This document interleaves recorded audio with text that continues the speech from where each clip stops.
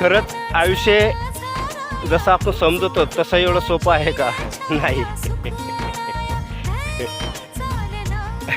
आपल्या पाचवीलाच चांगले वाईट दिवस, चांगले माणसं, वाईट माणसं, चांगली नाती, वाईट नाती हे पुंजलेले असतात. बंधनो, तरी पण आपलं आयुष्य आपण चांगलं जगायचा प्रयत्न करावा. जेव्हा आपण लहान असतो तेव्हा असं वाटतं की आपण मोठे होत, आपण काम करायचा प्रयत्न करतो.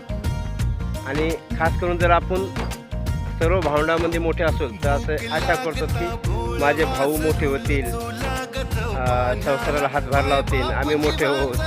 हे स्वप्न असते. पण जसं जसं काळ लोटत जाते, भावांचे लग्न होतात, ते आपण आपल्या संसारामध्ये गुरफटतात आणि जी काय आपली देहबाई असते ती चालूच असते.